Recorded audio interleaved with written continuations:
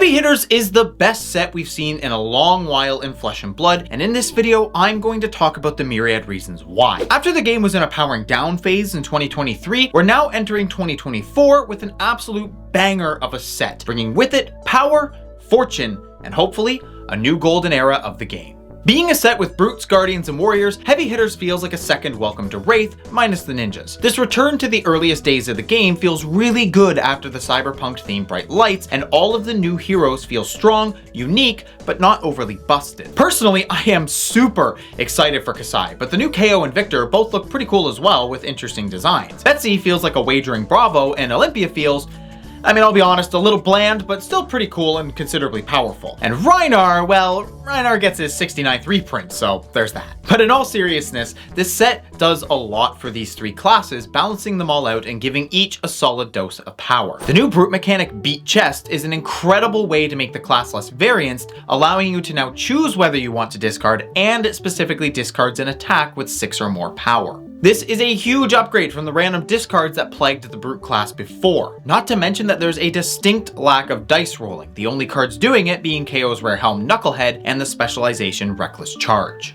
Guardians get even more of what they do best. Leveraging the overpower and clash mechanics with their impossibly large attack actions, they seek to do the typical setup and payoff strategy that Guardians are known for, mainly with Might and Vigor tokens. The 3 tower cards in Round the Table are reprinted here, with Colossal Bearing, Lay Down the Law, and Smack of Reality all having nasty effects if you meet the 13 power condition. And the 2 new cards, Command Respect and Concuss, target the arsenal and hand respectively, only needing a single power buff from a Might token to get their abilities. As for Warriors, I feel like they got just as big of a power boost, if not more, than Brutes. Cards like Blade Fury, Shift the Tide of Battle, and Commanding Performance are incredible for pretty much any Warrior deck. This is fantastic for both Dorinthia and Bolton, the former having fallen off completely, and the latter only just now finding his way towards the top. And adding to that wide Warrior support, both Kasai and Olympia feel quite strong and are also getting mechanic-specific cards with draw and wager effects to help flesh out their unique decks. The best part about Heavy Hitters though is that this still follows the new design philosophy of having to work for things like action points and power turns. Many of these new cards offer the ability to create Might, Vigor, and Agility tokens, several of these at once, and unlike Courage and Quicken tokens, which activate the next time you attack, Might, Vigor, and Agility all activate at the beginning of your turn. You can't just sit on these and take a turn off the block. If you let them go to waste, you're going to have to set them up all over again. In fact, when it comes to starts in play, stays in play cards that grant immediate go again, there's only 4.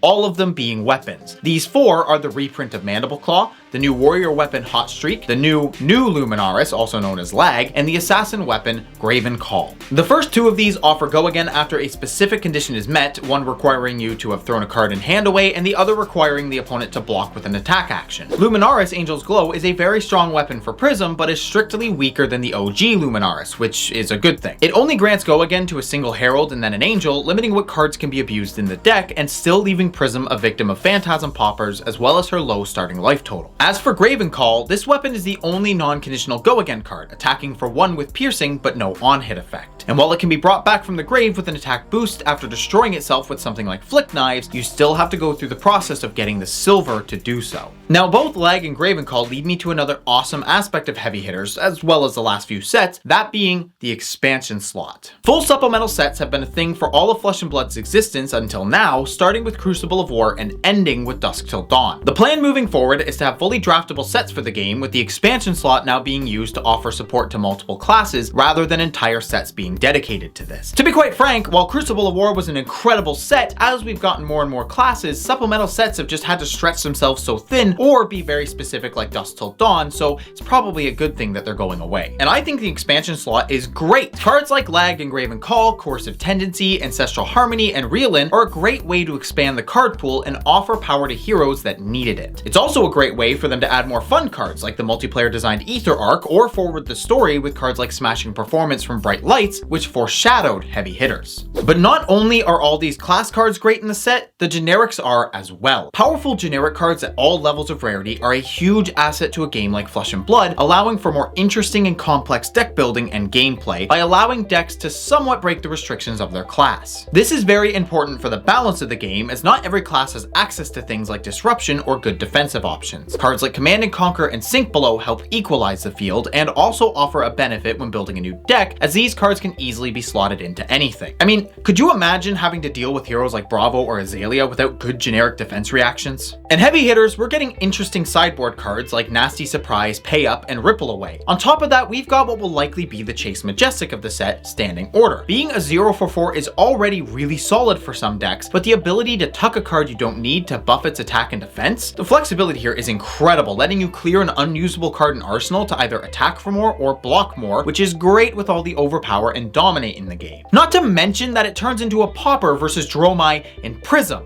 which, as a Prism main, I hate it. And even some of the rare and common generics are solid. Wage Gold is a popper with a breakpoint and on hit that creates a gold while also acting as the same class as your hero. This could be a very solid card for any royal deck that also cares about class cards like Viserai. Money Where Your Mouth Is also feels similar, where decks that want to boost to an attack and generate gold will likely want to run at least the reds. And Test of Strength is a new block card that, you guessed it, can also generate a gold. And the generic creation of gold tokens is fantastic for a lot of decks because there's a lot of use for them, whether it be running cards like Cash In or just pitching a blue, floating a resource, and drawing a replacement card. And seeing generic commons and rares that can have plenty of utility in multiple decks will make opening this set an incredible experience. Much better, in my opinion, than say Dynasty, Dusk Till Dawn, or Bright Lights, which had no common or rare generics. Because even if you get a pack with no Majestics, opening up something that's at least usable in multiple decks feels a lot better than getting absolutely nothing you can use. I think this is actually a very underrated aspect of what makes a set desirable to open. Anyone remember opening Welcome to Wraith and getting a Razor Reflex, Pummel, Sink Below, or Snatch? Sure, none of them are expensive, but let's be real, you probably took them out of the pack and set them aside because they were playable, even if you didn't currently have a deck that could use them. It's just great to see widely usable commons and rares that players will want return in heavy hitters. And speaking of cards players actually want, another aspect of power in this set is not just in the cards that go in the deck, but also the legendaries. Ever since Dynasty, most of the legendaries have felt a bit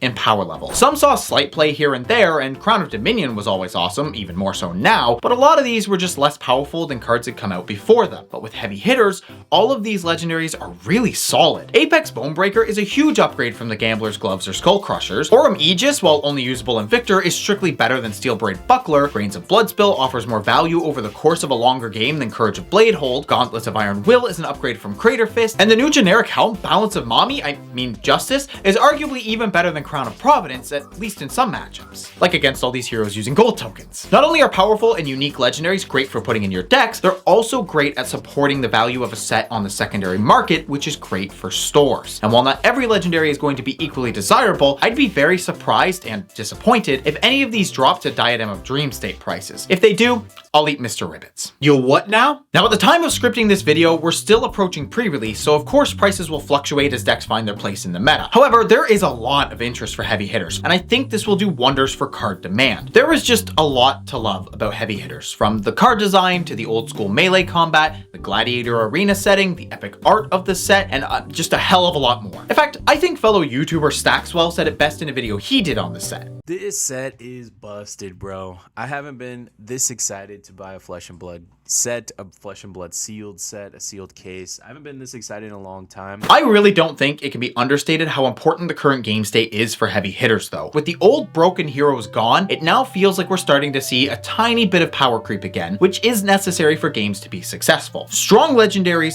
cards that disrupt arsenals, powerful generics, and an incredible expansion slot does wonders for driving excitement and demand for a set. Seeing two considerably underpowered classes get straight improvements, one strong class get a moderate boost, and some specific heroes get some much needed cards has me extremely excited for both heavy hitters and the potential future for the game. This set feels very strong with a lot of cards that are going to shake up the meta and have serious impact, but just not to the same degree that Monarch and Tales of Aria did. The game has gotten just a little more powerful, but far from the leap that we took after Crucible of War, and I personally couldn't be happier. The back and forth tight combat of Welcome to Wraith was what made me fall in love with the game, and Heavy Hitters feels like a homage to that. Let's just hope that this level of design, balance, fun, and power continues on into the future, so we can truly see Flesh and Blood move into a great golden era. An era that, I think we can all agree, the game truly deserves. Yeah, and I just hope those legendaries don't drop in price so I don't get eaten. Whoever decided frog legs were a delicacy can go screw himself. But you know who shouldn't screw themselves?